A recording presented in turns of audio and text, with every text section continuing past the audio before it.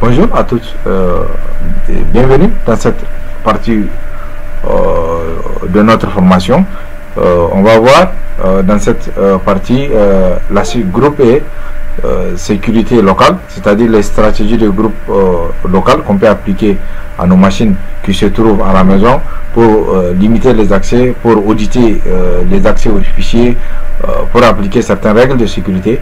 Donc on a besoin sur tous les utilisateurs qui se connectent à nos machines à la maison et à tous les utilisateurs qui ont les droits d'utiliser certains services, et on peut pouvoir créer certaines règles de base pour pouvoir contrôler ces utilisateurs.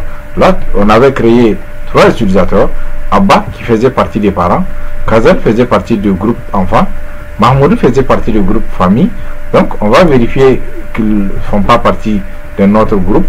Donc le membre, je vais supprimer ce groupe utilisateur. Donc utilisateur, je le supprime pour qu'il ne fasse pas partie du groupe utilisateur de l'ordinateur. Le membre, on va le supprimer. Ok, je vais supprimer Abba aussi dans le groupe utilisateur local du PC. Là maintenant, je vais aller créer une stratégie de groupe local. Pour les stratégies de groupe local, on va dans le barre de recherche ou bien on y va sur notre gestionnaire, outils, stratégie de groupe, on cherche stratégie de groupe local. Sur les stratégies de groupe local, je clique stratégie de groupe local. Là, je vais chercher à appliquer une règle de sécurité de base pour le groupe, par exemple des parents.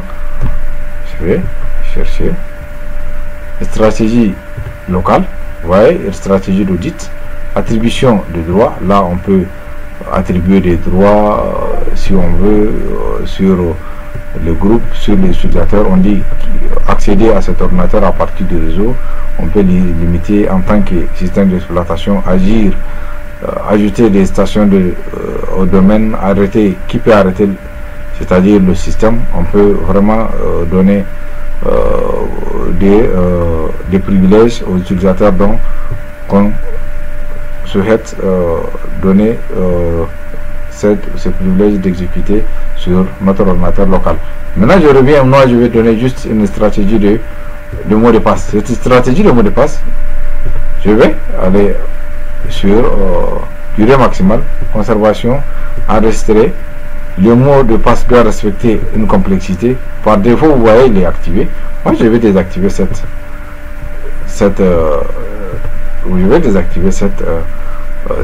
complexité. J'applique et je fais OK. En désactivant cela, ça ne va plus nous demander la complexité sur les exigences en utilisant des caractères spéciaux et de majuscules et des minuscules dans le choix de notre mot de passe. Là, la longueur minimale, je peux mettre 4 minimale si je veux. En mettant 4, je vais venir pour accéder, pour un peu accélérer. Je vais aller appliquer cette stratégie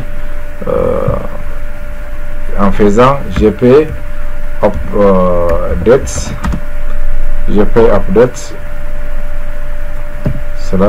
/force.